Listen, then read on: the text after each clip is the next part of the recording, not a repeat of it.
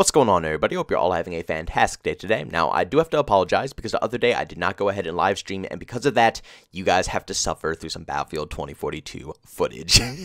Yes, I know. I'm so sorry. I will be live streaming again today, so if you guys want to check that out, and all my other socials as well, Twitter, Discord, everything you could possibly think of, all my links are down in the description. But because I didn't go ahead and live stream, we're going to be stuck with some more 2042. Now, luckily, it is going to be Nightbird gameplay, so it will be a little bit more fast-paced, action-packed, and you don't have to struggle through all the rubber banding and the lagging and all the horrible footage that you would typically get by, playing infantry. But hopefully in the near future, we can go ahead and get clips for things like Battlefield 3, Battlefield 4, Hardline, Battlefield 1, Battlefield 5, anything in the world, just to go ahead and spice things up and keep you guys interested when it comes to the background gameplay over these commentaries. But ladies and gentlemen, just simply looking at the title, I'm pretty positive you guys already know what this commentary is going to be about, and that is Battlefield 2042. Now, one of the most crucial things that every single game in the world needs, and I'm not just talking about FPS games, I'm talking about literally every single game in the world, is good developer communication. You see, the community, whether you like it or not, are the centerpieces to a lot of these games. Without us, without the fans, the people who enjoy their games, a lot of these titles wouldn't be where they are today. I mean, Battlefield, Call of Duty, every single top-tier game that you see out there all started off somewhere. Call of Duty 1, 2, and 3, the original Battlefield titles, and because those games were so widely loved and built upon a community of a very hardcore fan base, and obviously during those prime times, the developers communicated with their fan base, and they also were very active when it came to the game, and they had more passion towards the titles. The point I'm trying to make here is that these games got to where they were because of their fans. We are the people, we are the ones who gave constructive criticism, feedback, and helped the developers find and form a path for their titles. If you're a Battlefield fan, you already know this. Once a Battlefield game comes out, it's completely broken, it's horrible, it's nothing that anybody asks for, and then over the course of months and months and months, up to a year, they fix it off of whose feedback? Not their feedback, our feedback. Battlefield 4, for an example, one of the best Battlefield games out there, and one of the most popular games in the whole FPS scene in general as well, got there because of the community feedback and helping DICE perfect the game over the course of, like I said, months and months and months. Now, I'm not in any way, shape, or form saying that it's good that DICE does this, release games like utter dog crap, and then have us, the people who purchased the game for $60+, go through and be the beta testers, just like with Call of Duty and every other AAA developed game nowadays. I'm not saying that's okay, that should completely change, but the point I'm trying to make out of all of this is that these games became amazing because of us, the community. So fast forward up to Battlefield 2042, and where are we at now? Still square one. After all of these different Battlefield games releasing, even Battlefield 5, which released in the same exact way, absolutely awful, with a year of work from the community, putting in a lot of hours, finding everything wrong with it. You would think after all of these problems with every single Battlefield game, they would make it priority number one to release the game in a normal working state. No. Battlefield 2042 releases along with the CEO, I believe, of EA saying that the game is way ahead of schedule, a complete insult to the whole community. I mean, honestly, is that even legal to say? Is that even legal to say to people, saying it's way ahead of progress and then release it in the state that they did? I mean, that's just straight up false advertisement. But whatever. At this point, we've already been finessed. All we want is to be able to get our money's worth for this game.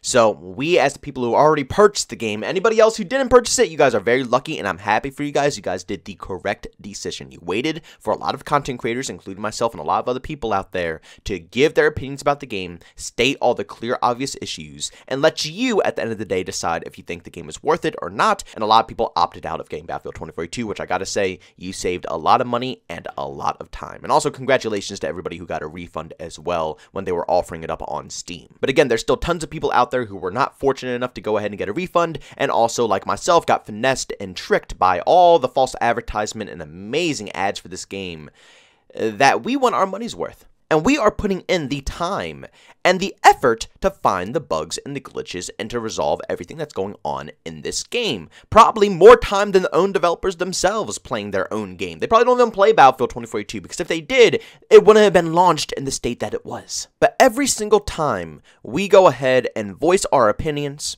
state the problems of the game, and try to resolve everything that's wrong with the game, we're either greeted by a bunch of people saying that we either complain too much or just completely ignored by the developers.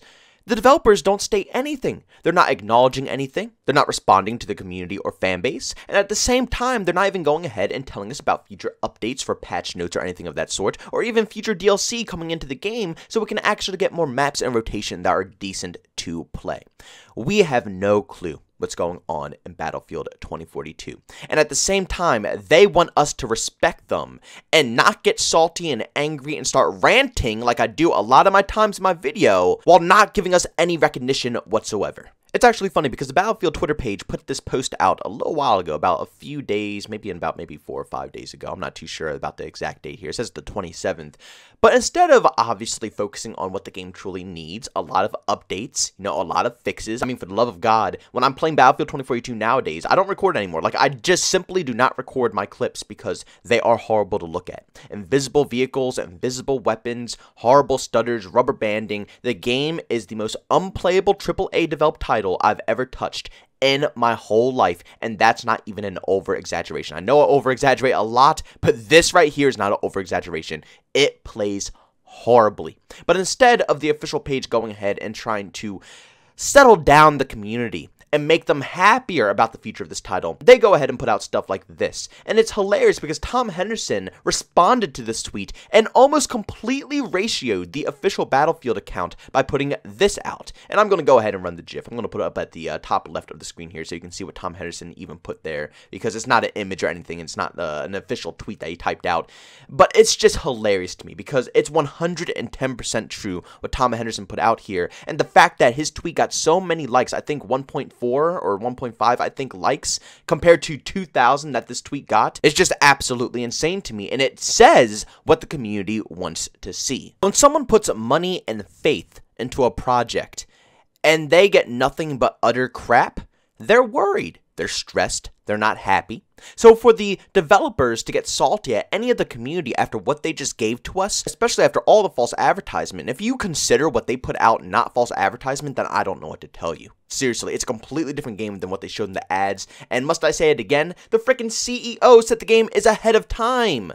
They're hyping up a game knowing it's utter crap. But as I was saying, for the developers to get mad at the community for being frustrated with the current state of this game makes no logical sense whatsoever. What they should be doing right now is focusing on trying to calm us down, keep us updated on the game, keep us updated about the progress on certain things that are being fixed and being brought into, future patches, and let us know what's going on with the game that people have spent money on. Nobody, and I mean nobody, enjoys being left in the dark, especially when it comes to a game or a product that a lot of people love and, like I said earlier, are very passionate about. But in my personal opinion, the numbers do not lie. Now, when it comes to Call of Duty and their pages and stuff like that, yes, there's tons of people under them in the, the comment section of their tweets and stuff like that, complaining and roasting the game. Sometimes they do very well, but not very consistently. Battlefield 2042, it's nothing but consistent ratios, or very close ratios from multiple people, not just, very top-end, influencers or leakers and stuff like that. No, I'm talking about just, your average, everyday player who enjoys Battlefield.